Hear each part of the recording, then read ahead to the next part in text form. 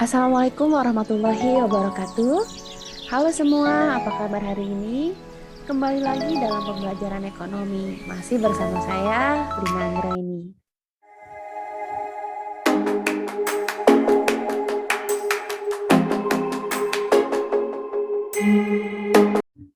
Tujuan pembelajaran hari ini dapat menjelaskan, menganalisis, dan melakukan pencatatan persamaan dasar akuntansi dengan jujur, teliti, benar, dan bertanggung jawab. Pada video sebelumnya, kita sudah membahas tentang pengelompokan akun, di mana yang terakhir kali kita bahas adalah tentang akun real dan juga akun nominal, di mana akun liabilitas yang sudah kita bahas sebelumnya termasuk dalam akun real terdiri dari beberapa liabilitas. Pada aset juga kita sudah bahas bahwasannya terdapat aset tetap, aset lancar, aset tidak berwujud, investasi jangka panjang. Dan untuk liabilitas di sini dibedakan menjadi 3. Liabilitas jangka pendek, kemudian liabilitas jangka panjang, dan liabilitas lain-lain.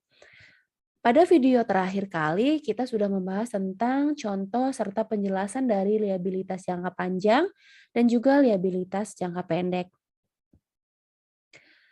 Untuk liabilitas lain-lain, yaitu utang yang tidak termasuk liabilitas jangka pendek maupun liabilitas jangka panjang. Misalnya utang pada direksi dan juga pemegang saham. Selanjutnya akan kita bahas tentang ekuitas pada akun real.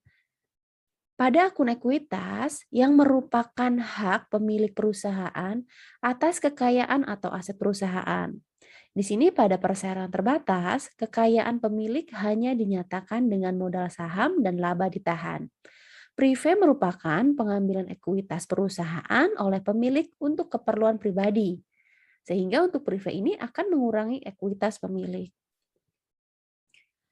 Ekuitas juga dibagi menjadi beberapa, diantaranya adalah perusahaan persorangan, perusahaan persekutuan, perusahaan perseroan atau PT atau saham, dan juga koperasi.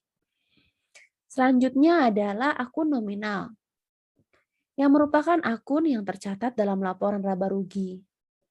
Akun nominal ini dibedakan menjadi akun pendapatan dan juga akun beban. Pada akun pendapatan, ini merupakan hasil yang diperoleh perusahaan dari menjalankan kegiatan usaha maupun di luar usaha. Sehingga pendapatan ini bisa digolongkan menjadi pendapatan operasional dan pendapatan non-operasional. Pendapatan operasional merupakan pendapatan usaha, sedangkan pendapatan non-operasional pendapatan di luar usaha. Untuk pendapatan operasional, tentu saja pendapatan usaha ini didapatkan dari kegiatan yang berlangsung dalam kegiatan usaha. Sedangkan pendapatan yang di luar usaha atau non-operasional diperoleh dari pendapatan yang tidak ada hubungannya langsung dengan kegiatan usaha.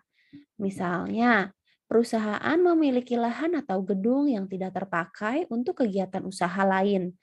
Kemudian disewakan untuk kegiatan usaha pihak lain yang tidak ada hubungannya dengan perusahaan. Nah, pendapatan itulah yang disebut sebagai pendapatan di luar usaha, yaitu pendapatan non-operasional. Kemudian pada akun beban, ini merupakan biaya yang dikeluarkan perusahaan berkaitan dengan kegiatan usaha. Sama halnya dengan pendapatan tadi. Di sini di beban juga dibedakan menjadi 2, yaitu beban usaha dan beban di luar usaha, atau beban operasional dan beban non-operasional. Untuk beban operasional atau beban usaha ini dikeluarkan perusahaan berkaitan dengan kegiatan utama perusahaan. Sedangkan untuk beban usaha yang tergolong dalam beban non-operasional di sini merupakan beban yang dikeluarkan perusahaan di luar kegiatan utama perusahaan. Biasanya, beban operasional ini mencakup hal-hal seperti penggajian, komisi penjualan, tunjangan karyawan, dan kontribusi pensiun, transportasi dan perjalanan, amortisasi dan depresiasi, sewa, perbaikan, hingga ke pajak. Sedangkan untuk beban di luar usaha, Yang paling umum adalah biaya bunga dan kerugian atas disposisi aset. Nah, itu adalah pengelompokan akun dalam persamaan dasar akuntansi. Pada materi di video sebelumnya, kita sudah bahas bahwa setiap transaksi dicatat berdasarkan prinsip keseimbangan atau double entry, baik sisi kiri maupun di sisi kanan. Artinya harus ada keseimbangan antara aset, liabilitas, dan ekuitas. Persamaan dasar akuntansi merupakan dasar pencatatan akuntansi dengan sistem berpasangan, sehingga kedua sisi yang saling berpasangan harus sama dalam setiap transaksi yang terjadi, beserta perubahannya. Kita akan bahas satu persatu bagaimana pengaruh transaksi dalam persamaan dasar akuntansi. Yang pertama adalah pengaruh transaksi dalam persamaan dasar akuntansi. Kemudian pembahasan yang kedua adalah pencatatan transaksi pada persamaan dasar akuntansi. Ini adalah transaksi yang mengakibatkan perubahan-perubahan pada setiap akun. Yang pertama tentang transaksi yang mengakibatkan perubahan aset dengan aset. Kemudian transaksi yang mengakibatkan perubahan aset dengan liabilitas, dan transaksi yang mengakibatkan perubahan aset dengan ekuitas. Dalam pencatatan transaksi pada persamaan dasar akuntansi, di sini akan kita juga masukkan ke dalam transaksi pemilik, transaksi pelanggan, dan juga transaksi beban, serta transaksi pemasok. Pertama, tentang transaksi yang mengakibatkan perubahan aset dengan aset. Beberapa transaksi yang menyebabkan perubahan aset dengan aset, contohnya di sini adalah pembelian aset secara tunai. Contoh yang termasuk aset biasanya adalah kas, piutang usaha, perlengkapan peralatan, kendaraan, dan juga tanah. Misalnya, di sini ada pembelian mesin untuk operasional pabrik sebesar 450 juta rupiah. Peralatan bertambah sebesar 450 juta rupiah, artinya aset bertambah, dan juga kas berkurang sebesar 450 juta rupiah, artinya aset berkurang. Ini adalah persamaan dasarnya.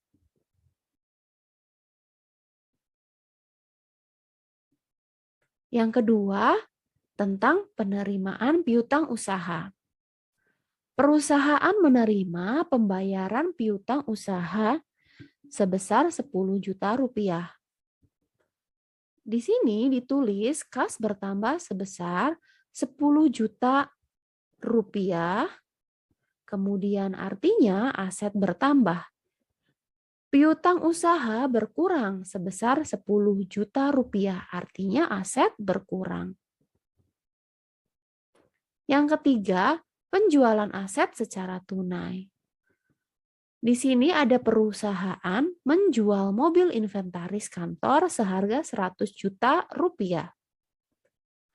Artinya kas bertambah sebesar 100 juta rupiah, kemudian kendaraan berkurang sebesar 100 juta rupiah, artinya aset berkurang.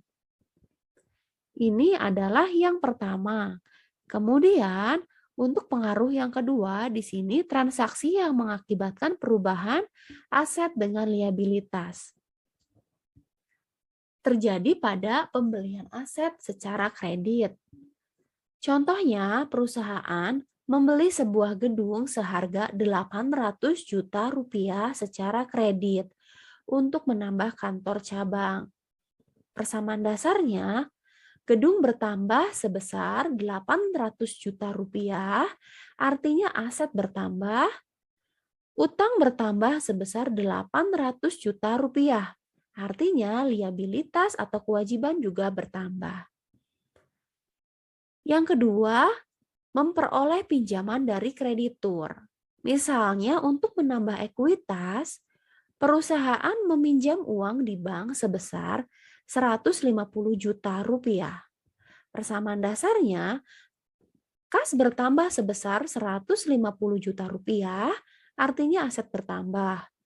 Kemudian utang bank bertambah sebesar 150 juta rupiah, liabilitas bertambah. Yang ketiga ada pembayaran utang usaha. Perusahaan melunasi utang atau pinjaman dari bank sebesar 50 juta rupiah. Persamaan dasarnya, kas berkurang sebesar 50 juta rupiah, artinya aset berkurang. Kemudian utang bank berkurang sebesar 50 juta rupiah, artinya liabilitas juga berkurang. Sekarang, pada transaksi yang mengakibatkan perubahan aset dengan ekuitas. Yang pertama, adanya investasi yang dilakukan oleh pemilik ekuitas. Sebagai tambahan modal, pemilik berusaha menyetor uang ke perusahaan sebesar 200 juta rupiah. Persamaan dasarnya di sini kas bertambah sebesar 200 juta rupiah, artinya aset bertambah. Modal bertambah sebesar 200 juta rupiah, artinya ekuitas bertambah. Yang kedua, memperoleh pendapatan. Di sini perusahaan menerima pendapatan atas kegiatan usahanya sebesar 30 juta rupiah. Persamaan dasarnya dituliskan kas bertambah sebesar 30 juta rupiah, kemudian aset bertambah. Dan modal bertambah sebesar 30 juta rupiah, artinya ekuitas juga bertambah. Di sini maksudnya adalah ekuitas ya. Yang terakhir akan kita bahas adalah pencatatan transaksi pada persamaan dasar akuntansi. Sebelumnya, mari kita berkenalan dulu dengan kolom persamaan dasar akuntansi. Pada kolom tanggal dan bulan, di sini diisi dengan tanggal dan bulan transaksi terjadi. Kemudian pada kolom aktiva dan juga pasiva, baik itu kas, piutang, perlengkapan peralatan, utang dan modal semuanya diisi dengan nominal jumlah yang terjadi pada transaksi. Untuk kolom keterangan di sini diisi jika hanya modal berubah. Nah, modal berubah itu bisa modal bertambah atau modal berkurang. Modal bertambah itu diperoleh dari adanya setoran pemilik berupa modal dan juga dari pelanggan atau konsumen berupa pendapatan. Untuk modal berkurang ini biasanya diambil dari pengambilan pemilik yaitu prive dan juga adanya beban. Untuk model ini akan kita masukkan dalam persamaan dasar akuntansi. Yang pertama pada transaksi pemilik. Di sini ada penyetoran modal. Pada 1 Agustus, Pak Romi menyetor uang perusahaan sebesar 100 juta rupiah. Perlengkapan 50 juta rupiah dan peralatan 150 juta rupiah. Persamaan dasarnya di sini artinya karena Pak Romi menyetor uang ke perusahaan sebesar 100 juta, berarti kas bertambah 100 juta rupiah. Kemudian kita lihat di sini, perlengkapan sebesar 50 juta rupiah. Kemudian dan peralatan sebesar 150 juta rupiah. Karena ini merupakan sistem berpasangan, jadi ini jumlah atau nominal yang ada di aktiva harus kita tanyakan diperoleh dari manakah jumlah kas, perlengkapan, dan peralatan ini, yaitu dari setoran modal Pak Romi, yang jika dijumlahkan totalnya sebesar 300 juta rupiah. Kita ingat tadi karena ada perubahan modal, sebelumnya tidak ada modal, kemudian menjadi ada modal 300 juta, berarti di sini keterangannya harus kita isi dengan modal. Untuk piutang tidak ada dan utang tidak ada. Yang kedua, transaksi pemilik. Ini masih di transaksi pemilik ya, adanya pengambilan prive. Pada 2 Agustus, Pak Romi mengambil uang tunai untuk keperluan pribadi sebesar 5 juta rupiah dan peralatan 10 juta rupiah. Karena di sini sudah ditulis, tanggalnya, kemudian juga di sini bulannya Agustus. Artinya, Pak Romi ini mengambil uang tunai 5 juta. Berarti di sini kas berkurang 5 juta rupiah dan peralatan. Jadi Pak Romi juga mengambil peralatan senilai 10 juta. Peralatan pun berkurang. Nah, karena ada perubahan modal di sini menjadi berkurang 15 juta rupiah. Kita tulis keterangannya di sini ada pengambilan oleh pemilik. Maka kita bisa jumlahkan. Untuk kas menjadi 95 juta, kemudian perlengkapan 50 juta, peralatan menjadi 140 juta, dan modal menjadi 285 juta. Untuk piutang belum ada perubahan dan juga utang belum ada perubahan. Pada transaksi pelanggan, ini masuk ke transaksi contoh yang kedua. Setelah ada transaksi pemilik, berikutnya transaksi pelanggan. Di sini ada penerimaan pendapatan. Pada tanggal 3 Agustus, Pak Romi menerima pendapatan usaha sebesar 50 juta rupiah. Maka persamaannya kita tulis tanggal 3 bulan Agustus, Pak Romi menerima pendapatan usaha. Artinya kas bertambah 50 juta rupiah.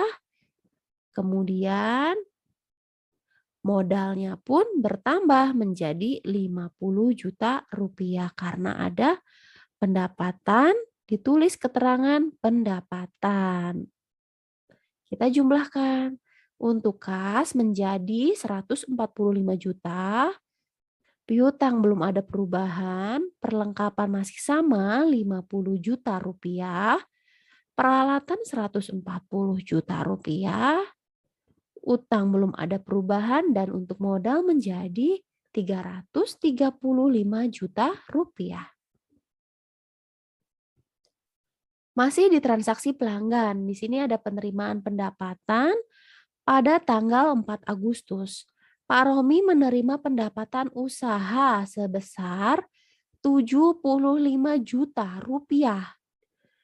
Diterima tunai 50 juta. Sisanya dibayar kredit. Kita catat dulu tanggalnya di sini tanggal 4 bulan Agustus. Karena dibayar tunai sebesar 50 juta rupiah, artinya kas bertambah 50 juta rupiah. Dan sisanya kredit. Berarti dari 75 juta ini dibayar tunai 50 juta, sisanya dimasukkan ke dalam piutang sebesar 25 juta rupiah. Sehingga untuk modal berubah menjadi 75 juta rupiah. Sehingga dimasukkan keterangannya di sini keterangan pendapatan. Dan akan kita jumlahkan untuk kas menjadi 195 juta rupiah. Untuk piutang di sini menjadi 25 juta rupiah. Perlengkapan masih 50 juta rupiah. Peralatan 140 juta rupiah. Utang belum ada perubahan. Dan juga di sini modal menjadi 410 juta rupiah. Berikutnya, pada transaksi tanggal 5 Agustus, Pak Romi menerima pendapatan usaha dari pembayaran utang. Nah, utang yang sebelumnya di sini dibayar oleh pelanggan sebesar 20 juta rupiah. Sehingga untuk persamaan dasarnya kita tuliskan di sini tanggal terlebih dahulu tanggal 5 bulan Agustus. Menerima pendapatan usaha dari pembayaran utang. Artinya di sini untuk kas bertambah 20 juta rupiah, piutangnya berkurang 20 juta rupiah, untuk perlengkapan, peralatan, dan juga utang tidak ada transaksi, sehingga kita jumlahkan di sini hasilnya kas menjadi 215 juta rupiah, kemudian piutang 5 juta rupiah, Perlengkapan masih 50 juta rupiah, peralatan 140 juta rupiah, belum ada perubahan, utang pun belum ada perubahan, sedangkan modal menjadi 410 juta rupiah juga belum ada perubahan. Kemudian masuk pada transaksi beban. Di sini ada pembayaran gaji. Di mana pada tanggal 6 Agustus, Pak Romi membayar gaji karyawan sebesar 5 juta rupiah. Kita masukkan ke dalam kolom persamaan dasar akuntansinya. Kita tulis tanggal 6 bulan Agustus. Di sini membayar beban gaji karyawan. Artinya, kas berkurang 5 juta rupiah. Kemudian, untuk piutang dan perlengkapan tidak ada transaksi, begitu juga peralatan dan utang. Dan modalnya di sini juga berkurang 5 juta rupiah. Karena adanya beban. Ditulis keterangannya menjadi beban, yaitu beban gaji. Kita jumlahkan, untuk kas jumlahnya menjadi 210 juta rupiah. Piutang masih sama 5 juta rupiah, perlengkapan juga masih sama 50 juta rupiah. Peralatan 140 juta rupiah belum ada perubahan. Utang juga belum ada penambahan dan modal menjadi 405 juta rupiah. Masih di transaksi beban, di sini ada pembayaran sewa. Pada 7 Agustus, Pak Romi membayar sewa gedung sebesar 10 juta rupiah. Nah, ini kan beban yang harus dikeluarkan. Maka pencatatan dasar dalam akuntansi, di sini kita tuliskan dulu tanggal 7 bulan Agustus.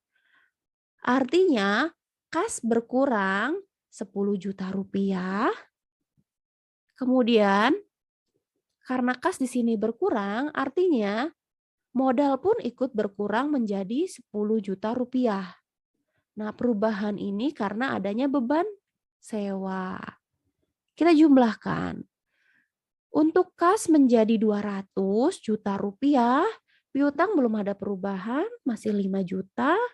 Kemudian perlengkapan 50 juta, peralatan 140 juta, utang belum ada perubahan dan juga modal menjadi 395 juta rupiah.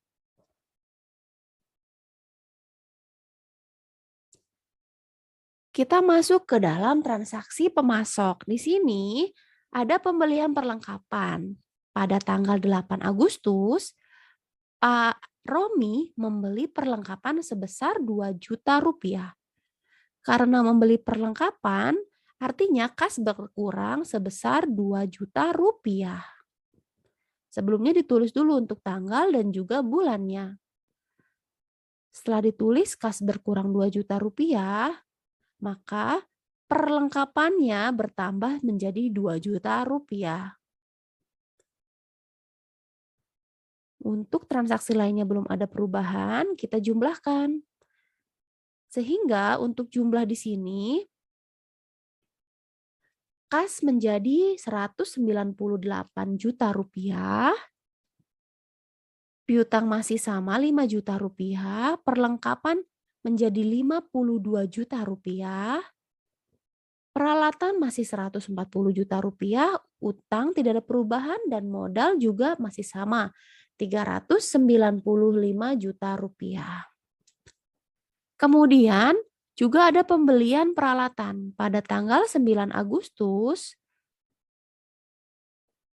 Pak Romi membeli peralatan sebesar 50 juta rupiah dibayar tunai. 20 juta rupiah. Nah, yang dibayar tunai adalah 20 juta rupiah. Sisanya kredit. Artinya jumlah yang dibayarkan di sini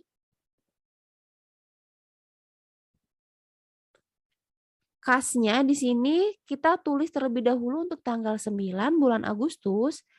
Kas ada pengurangan senilai 20 juta rupiah untuk membayar peralatan. Kemudian karena di sisanya dibayar kredit berarti 30 juta rupiah masuk ke dalam utang. Sehingga kita jumlahkan Untuk kas di sini menjadi 178 juta rupiah, piutang menjadi 5 juta masih sama, perlengkapan juga masih sama 52 juta rupiah, peralatan menjadi 190 juta rupiah, dan juga utang 30 juta rupiah, serta modal masih sama 395 juta rupiah. Ada transaksi pembayaran utang di tanggal 10 Agustus. Pak Romi membayar sebagian utang pembelian peralatan sebesar 20 juta. Sehingga persamaan dasarnya kita catat terlebih dahulu untuk tanggalnya tanggal 10 Agustus. Berkurang, jumlah kasnya yang berkurang adalah 20 juta rupiah untuk pembayaran utang pada pembelian peralatan, yaitu sebesar 20 juta rupiah. Sehingga utangnya di sini berkurang karena sudah dibayarkan senilai 20 juta rupiah. Sehingga bisa kita jumlahkan. Untuk kas di sini menjadi 158 juta rupiah. Untuk piutang masih sama 5 juta rupiah, perlengkapan 52 juta rupiah. Kemudian peralatan 190 juta rupiah, utang menjadi 10 juta rupiah, dan juga modal menjadi 395 juta rupiah. Nah, pada transaksi persamaan dasar akuntansi ini, kita ingat tadi, jumlah aktiva dan juga pasiva itu harus sama, harus seimbang. Apabila kita jumlahkan antara kas, piutang, perlengkapan, dan peralatan, silakan anak-anak semuanya jumlahkan dan juga utang dengan modal, maka jumlahnya akan sama, baik itu antara aktiva dan juga antara pasiva. Sampai di sini paham ya dalam transaksi pencatatan dasar akuntansi. Demikian pembahasan pada pengelompokan akun dan juga transaksi pencatatan dalam persamaan dasar akuntansi. Untuk materi selanjutnya kita akan membahas tentang kode akun dan juga laporan keuangan sederhana. Mudah-mudahan materi ini dapat dipahami dengan baik. Terima kasih, sampai bertemu di video selanjutnya. Wassalamualaikum warahmatullahi wabarakatuh.